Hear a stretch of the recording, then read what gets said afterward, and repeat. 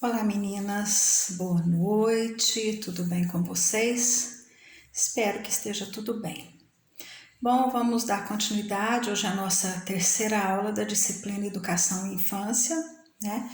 Então, na última aula, o último assunto que a gente tratou foi a respeito de concepções da criança, sobre criança e infância. A gente viu que no final do século XV ao século XVIII, a criança ela era considerada um indivíduo má, né? Uma pessoa má, que o homem nascia naturalmente mau e com o tempo a sociedade o corrompia.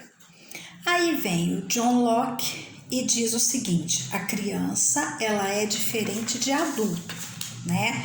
E a mente da criança ela é uma mente como se fosse uma carta em branco para que a gente pudesse inserir lá todos os conhecimentos necessários para essa criança ter um desenvolvimento pleno.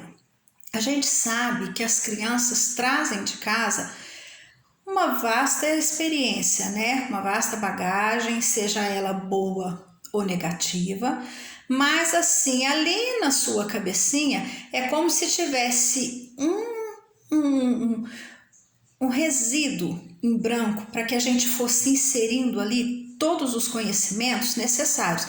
É por isso que eu repito sempre para vocês que na primeira infância, creche, educação infantil, é necessário a gente trabalhar muito bem essa transmissão de conhecimentos, essa transformação de conhecimentos que a gente pode levar para essa criança. Então, assim, o John Locke, ele diz que a criança, ela tem que receber experiências boas, né? E elas são seres humanos com um potencial enorme. Aí vem Jean-Jacques Rousseau e diz o seguinte: a criança ela é naturalmente boa, com o coração puro e que com o passar do tempo, quem a corrompe é a sociedade. Eu acho que esse talvez seja um pouco mais coerente, porque realmente é assim. A criança é o que a gente já falou em outra disciplina a respeito de diversidade, né? A criança ela não é racista. São os adultos que a fazem assim. E a mesma coisa é com relação à maldade. A criança não é má. São os adultos que a tornam assim. A sociedade que a corrompe. E aí assim, crianças, a gente falou também na última aula que crianças não são adultos em miniaturas, porque algum tempo atrás, bem longínquo, as crianças eram consideradas como os adultos. Elas eram consideradas mini-adultos, se vestiam como adultos, se comportavam como adultos, não tinham a liberdade de expressar, de falar o que elas queriam, o que elas pensavam, elas tinham apenas que obedecer às ordens e respeitar.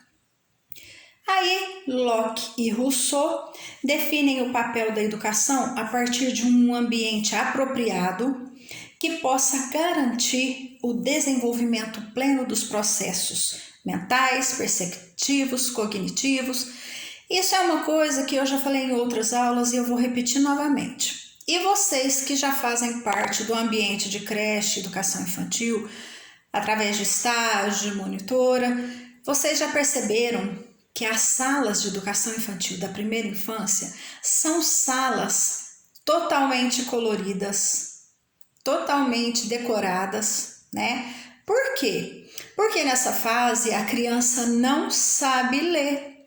E aí o que chama a atenção dessa criança? O visual, o colorido, as ilustrações, as gravuras, são os banners de alfabeto, de vogais, de números, são aqueles cartazes de boas maneiras, de palavrinhas mágicas, todos coloridos, são as fichinhas da rotina que a gente faz todos os dias com essas crianças. Então, assim, nessa fase, elas têm a necessidade de estar convivendo em um ambiente bem colorido, bem trabalhado visualmente, porque elas não têm autonomia de leitura. Elas ainda não estão alfabetizadas. Então, como que elas vão entender o nosso recado? Através das ilustrações, através do visual, através das cores. E aí, nos fins do século XIX no Brasil, a criança era vista como símbolo da esperança, o que acontece até hoje, né? Todo mundo coloca muita esperança nas crianças, porque acreditam que elas vão se tornar adultos capazes de mudar a sociedade do nosso país.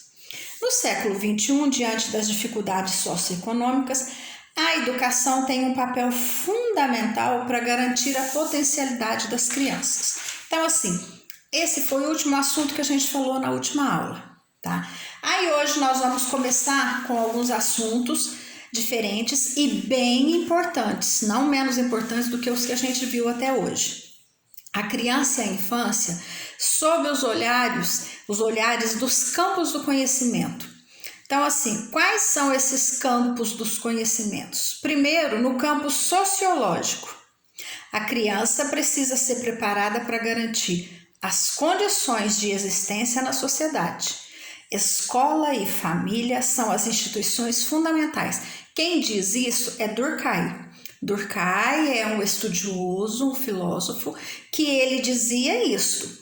E o que ele quer dizer com essa expressão aqui? Ele quer dizer o seguinte: nós professores, precisamos estar aptos a ensinar essa criança, a educar essa criança dentro de um ambiente escolar. E a escola e a família precisam se reiterar e trabalhar juntas.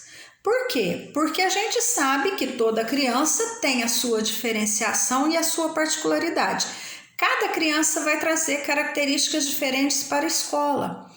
E não tem como um professor trabalhar sozinho se ele não tiver o apoio da família. Então, assim, no campo sociológico, a sociedade, a escola e a família têm que estar inteiradas. Elas têm que trabalhar juntas para um pleno desenvolvimento dessas crianças. Não adianta a gente trabalhar de uma forma e em casa essa criança ter instruções totalmente diferentes. Vamos levar em conta aqui crianças de berçários e maternal, que a gente está desfraldando. Vamos dar esse exemplo aqui. A gente passa a semana inteira tentando desfraldar essa criança. Chega no fim de semana, a criança fica o tempo todo em casa. E aí, não sei se por falta de tempo ou se por pouca vontade, as mães voltam a colocar fralda nessas crianças. As crianças voltam para a creche na segunda-feira. Como? Provavelmente de fralda. E nós vamos ter que iniciar novamente esse desfraude. Então, assim, se não houver uma cooperação da família com a escola, o trabalho que a gente faz com essas crianças nas creches vai ficar perdido. Então, assim, tem a necessidade desse trabalho em cooperação, escola e família. Aí, no campo psicológico, vamos lá. No campo psicológico, aponta a necessidade de se acompanhar o desenvolvimento da criança. A ação educativa se orienta a partir da teoria geralmente do desenvolvimento humano. Isso aqui a gente já falou várias vezes também, né? Cada criança traz uma bagagem negativa ou positiva de casa e vai influenciar e afetar totalmente o seu emocional. Se essa criança traz de casa uma carga emocional negativa, isso vai influenciar totalmente na sua aprendizagem. Então, assim, uma criança que muitas vezes a gente tem que ter essa percepção. Ela é arredia, ela é agressiva, ela é tímida, ou ela fala demais, ou ela bate, ou ela morde. Todas essas características têm a ver com o emocional dessas crianças.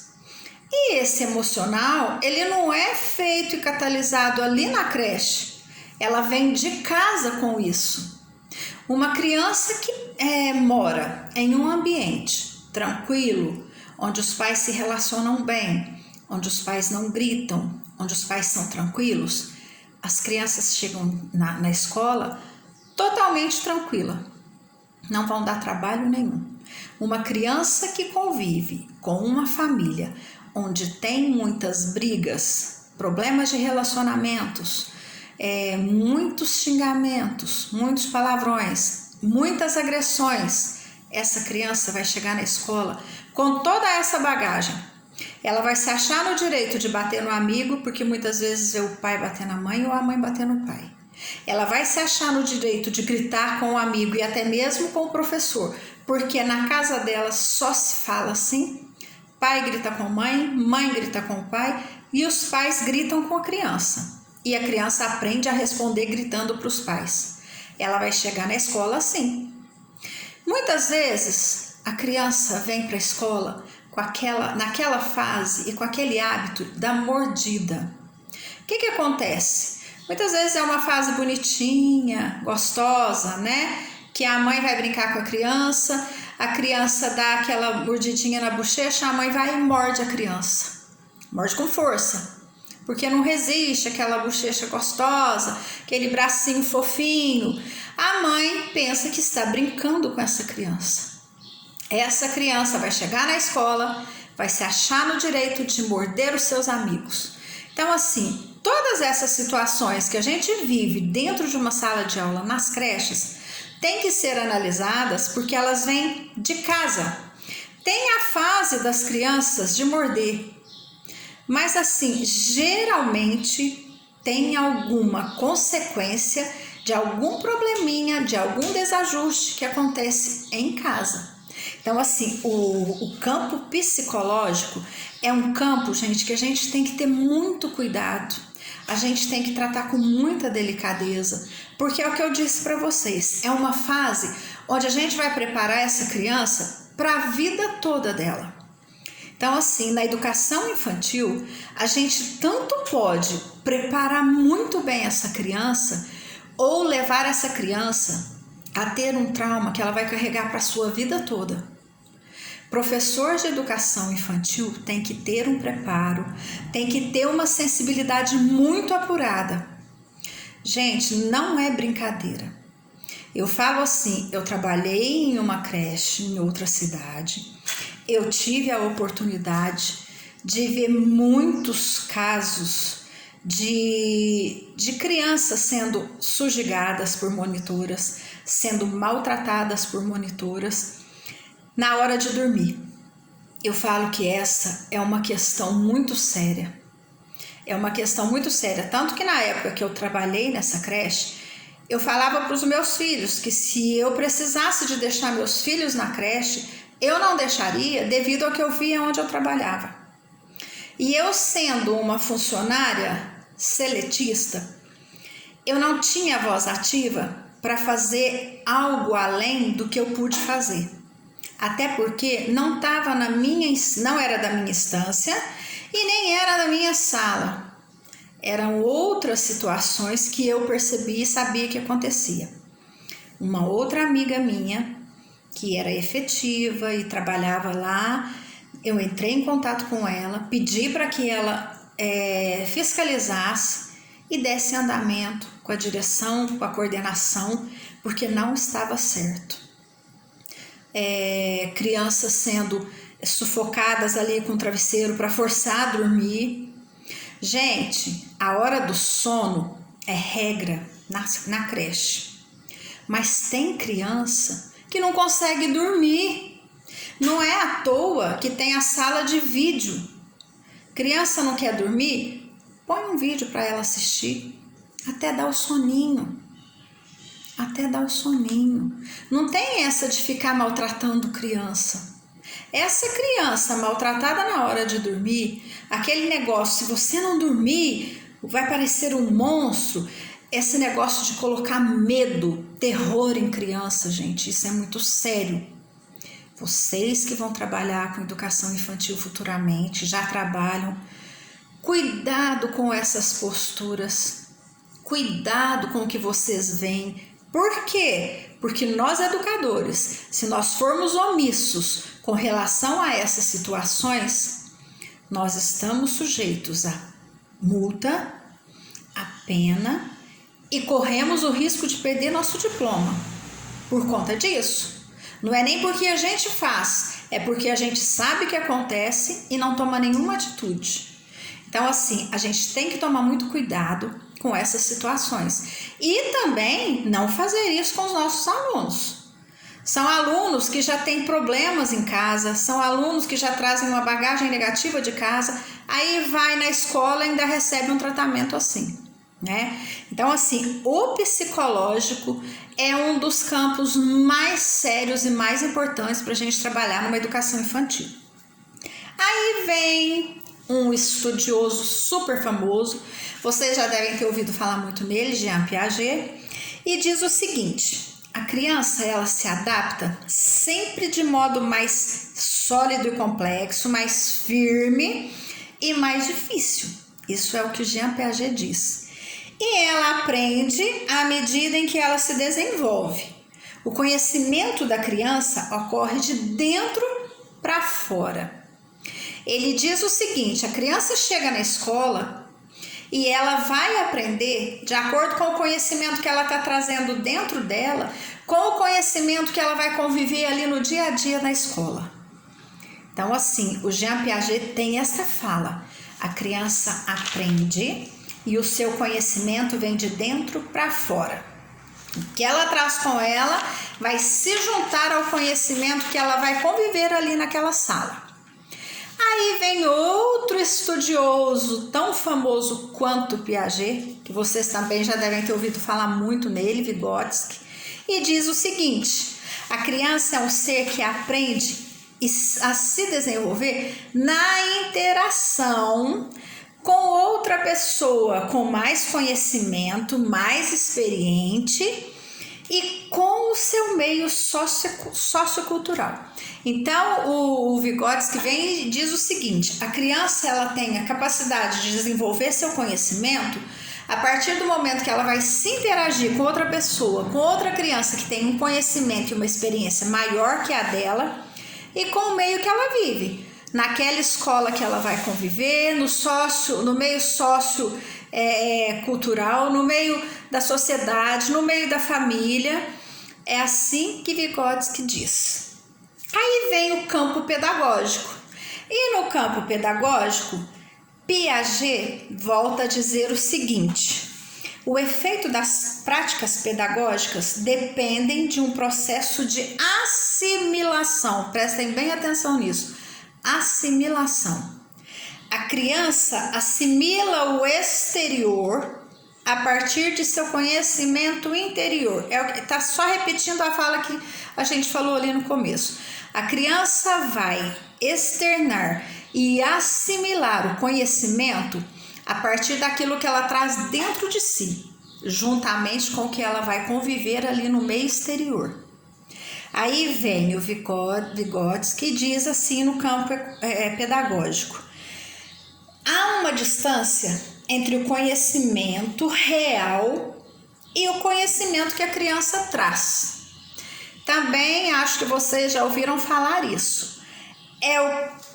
A aprendizagem, ela é impulsionada através de ZDP. Vocês já ouviram falar isso? Zona de desenvolvimento proximal.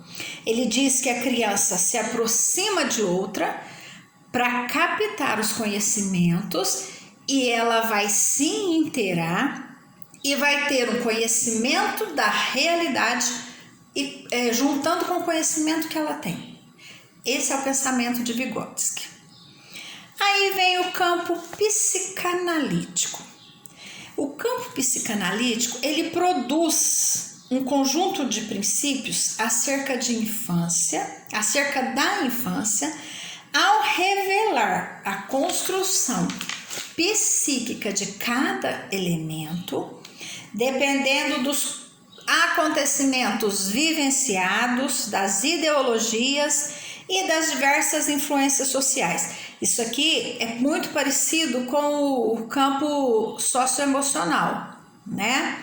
Por quê? Porque aqui está dizendo o seguinte, que a criança, ela vai ter um conhecimento baseado na sua vivência, nas ideologias das pessoas que estão ao seu lado e nas influências do ambiente que ela vai viver, sociais, culturais, costumes, tudo isso faz parte do plano psicanalítico. Aí o que acontece? No século XIX, início do século XX por aí, a infância era caracterizada como um período em que a criança era incapaz, ela não tinha a chance de falar de si mesma, ela era totalmente dependente de um adulto.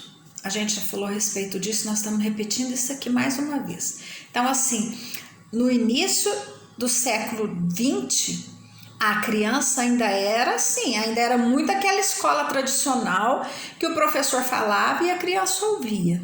A criança não tinha a oportunidade de expor o seu pensamento, de expor as suas ideias.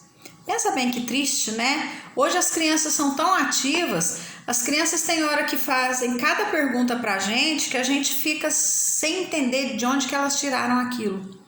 Mas hoje elas têm o direito de fazer isso. Lá atrás, século XIX, comecinho do século XX, elas não podiam abrir a boquinha, não podiam falar o que elas pensavam. Aí, com relação a essa fase aí, logo passa um tempo e veio o ECA. O ECA a gente já falou, Estatuto da Criança e do Adolescente, e vem aí dar todos os direitos para essas crianças. O ECA, gente, é um documento, é um estatuto que a gente tem que tomar muito cuidado, porque assim, na maioria das vezes, as crianças e os adolescentes, eles têm mais direitos do que deveres. Tem os deveres sim, mas a maioria das vezes são direitos. Então assim, numa prova de concurso, numa prova de processo seletivo, prestem bem atenção com relação a essas questões. Raramente vai cair uma questão onde vai estar prejudicando a criança, onde vai estar colocando a criança como um ser negativo. Porque o Estatuto da Criança e do Adolescente veio para dar às crianças e adolescentes o direito à liberdade de se expressar, tá? Direito a estudar, direito à moradia, direito à diversão. Então, assim, veio esse estatuto para melhorar grande parte da infância das crianças. Historicamente, o reconhecimento da criança sempre foi assim muito mais como um objeto do que como sujeito, antigamente, porque elas não tinham voz, né? O que já não é tão presente hoje, porque hoje as crianças têm a chance de se expressar de todas as formas possíveis, né? Elas falam até demais. Tem horas que elas falam coisas, às vezes, que nem tem tanta necessidade de falar, né? Bom, meninas, eu vou entrar num assunto hoje que é de uma extrema importância, mas eu vou dar apenas um início, porque vai ser o assunto de nossa última aula. É um assunto assim, é uma lei, na verdade. A gente já comentou dela e nós vamos estar estudando mais a fundo essa lei voltada para a educação infantil, que é a BNCC, Base Nacional Comum Curricular. Essa lei ela foi aprovada em 2016, na primeira instância apenas para a educação básica. O que é a educação básica? Educação infantil e ensino fundamental 1. Ensino fundamental 1 e 2. Quando foi em 2017, ela teve uma nova implantação para o ensino médio.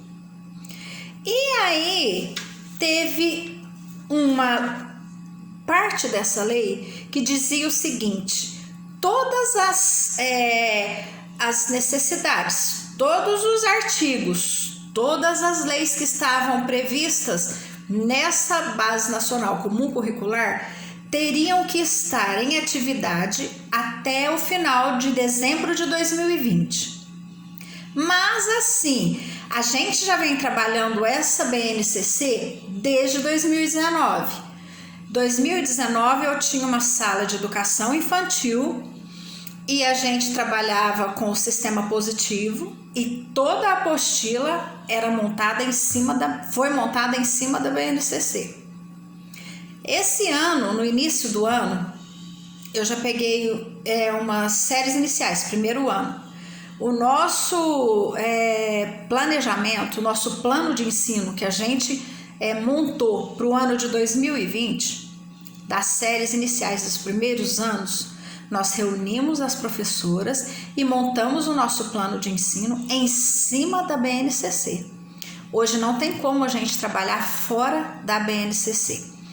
Aí o que vem a ser mesmo a BNCC? A BNCC é um documento, BNCC, Base Nacional Comum Curricular, é um documento que apresenta as aprendizagens fundamentadas que devem ser trabalhadas na educação básica, tá?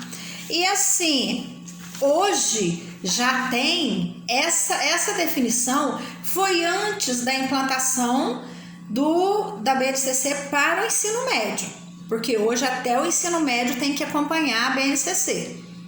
Só que nós vamos abordar aqui a BNCC na educação infantil, porque nós estamos falando de infância, né? Com relação à infância.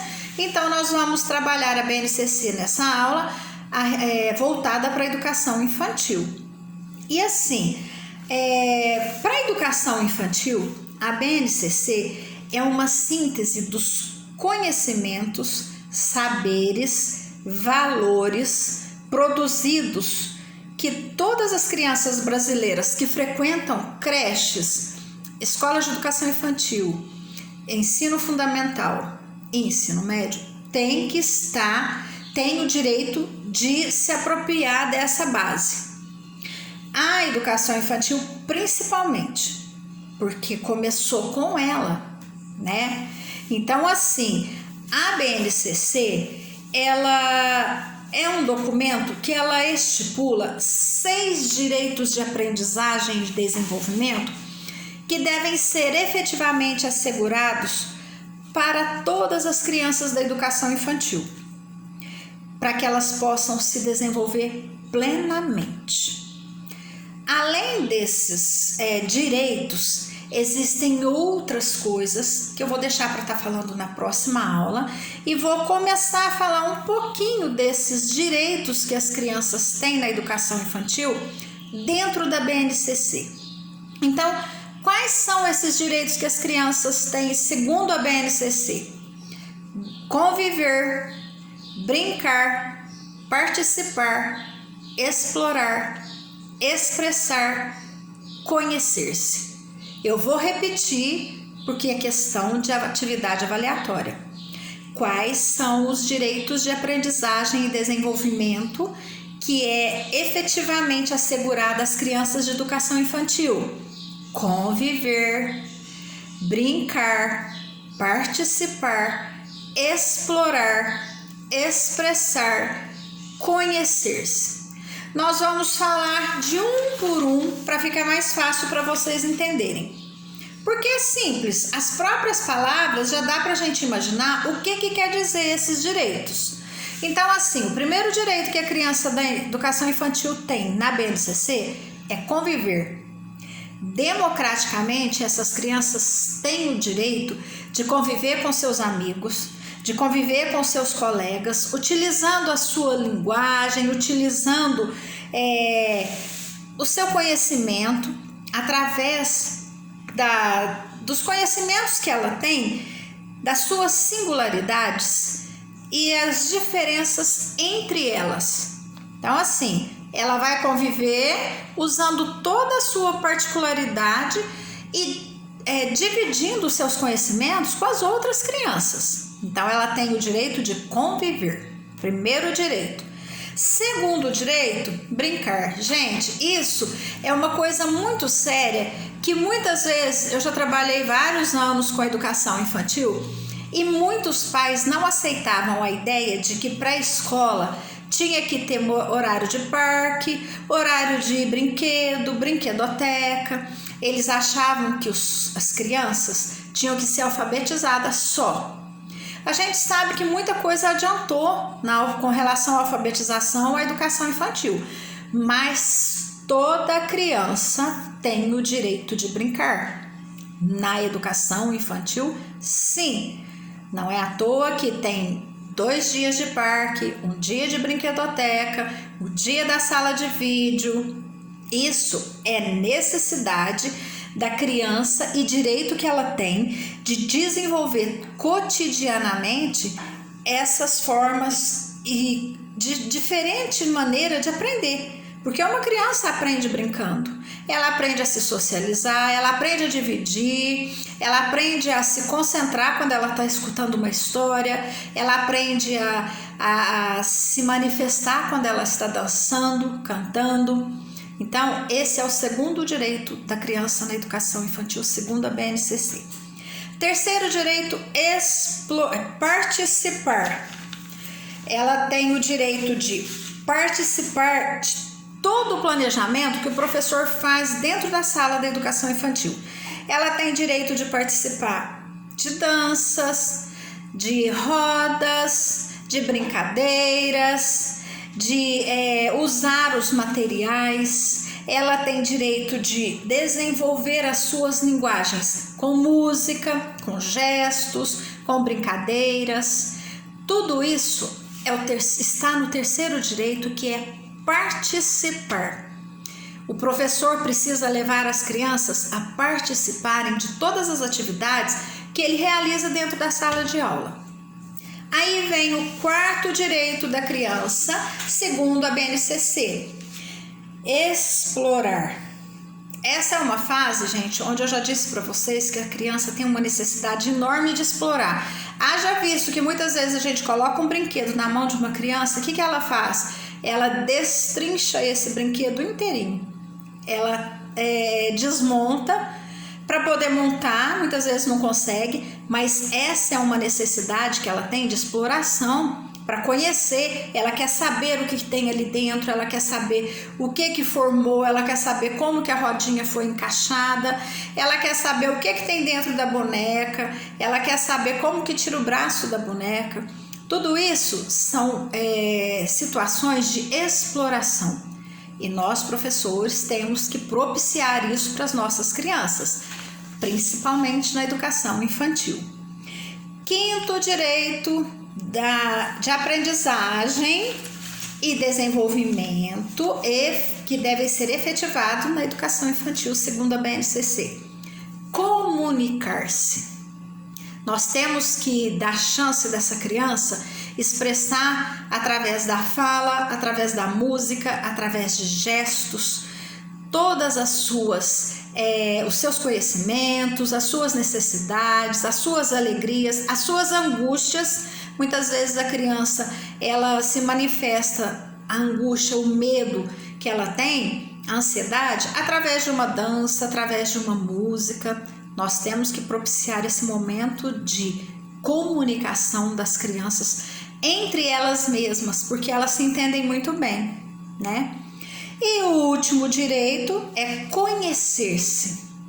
A criança tem que ter a necessidade de construir sua própria identidade, se conhecendo, sabendo o que ela gosta, sabendo o que ela não gosta, querendo atingir algum objetivo de acordo com aquele conhecimento que ela tem. E assim, ela vai criar uma imagem positiva de si mesma quando ela vai tentar se autoconhecer.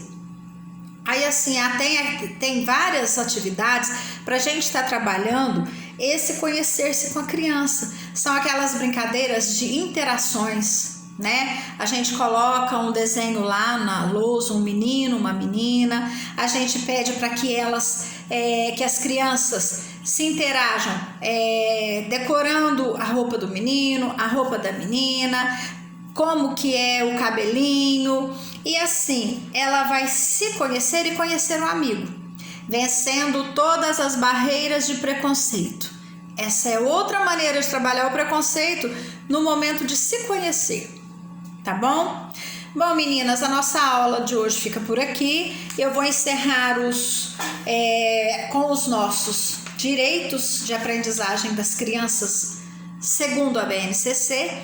E na próxima aula nós vamos falar outros campos da BNCC voltados para a educação infantil e as competências que tem dentro da educação da BNCC que a gente vai trabalhar na educação infantil. Combinado? Semana que vem é nossa última aula. Se preparem para a atividade avaliatória. Uma boa noite. Fiquem com Deus. Até a semana que vem.